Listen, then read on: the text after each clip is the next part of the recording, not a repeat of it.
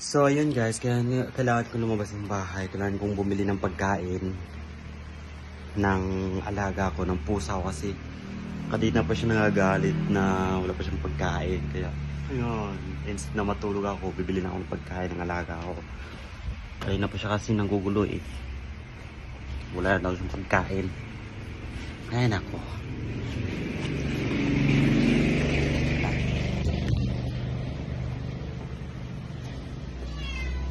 Now, wait.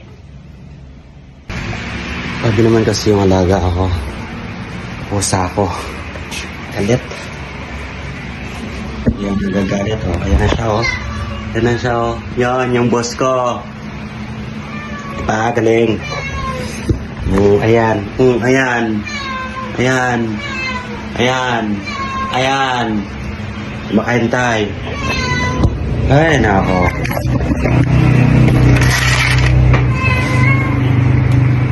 Tapos na nga eh. Palabas na nga eh. May yung pusa ka.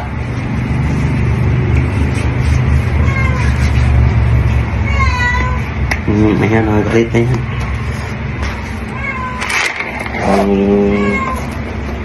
Nagsusod one nito eh. Okay. Bye.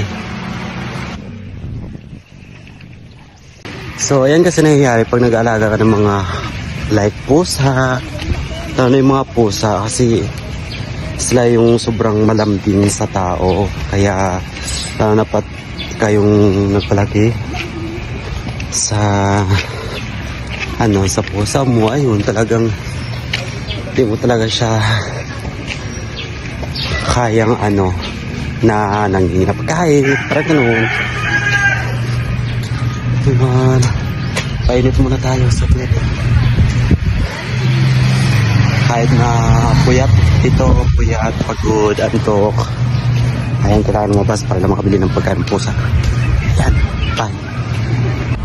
So ayan na nga guys, nandito na ako sa store. Dito na sa poultry, bibili na ako ng pagkain ng pusa ko. Ang mahal pa naman ng per kilo, 180 per kilo. 2 lang kilo yung binili ko dito. At saka nabili na rin ako ng, ano ba tawag dito? Yung ito. Yun, mahal pa naman yan. So alam nyo guys, mas mahal pa yung pagkain ng alaga ko kaysa sa pagkain ko. So ayan, ito na. Since nakabili na ako, uwi na rin ako, pagod na ako. Bye! So ayan guys, dahil nakabili na tayo, diba, uwi na tayo. Sabi ko na nga ba, diba, uwi na tayo. So ito lang po yun, flex ko lang 2 kilo ng bigas. Joke, hindi, 2 kilo ng pagkain ng pusa ko. Cat food at saka yung, ano ba tawag nun, yung meat. So yun guys, napapagastos naman tayo ng 500 pesos dahil lang sa pagkain ng alaga ko. Mas mahal pa yung pagkain ng alaga ko sa akin. Nakagigil. But anyway, what can we do? So I'm back home and ayan ang boss ko. Ayan, yung boss. Ayan. Tumahan ko dyan. So kasi pinapakita ko sa inyo guys, ito, may mga anak kasi ito. Ayan. Ito. Yung mga anak mo saan dadalhin? Ngaw ka dyan.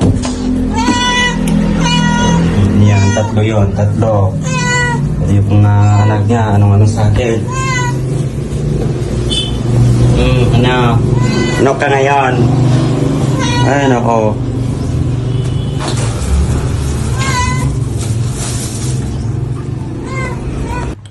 So ayan, nilagyan na natin siya ng cat food ng ito.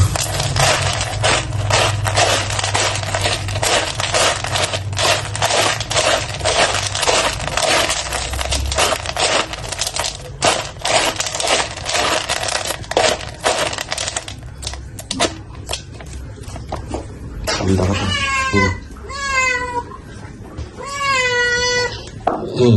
ikaw din kasi yung anak mo, naapakan mo na lang dahil sobrang din.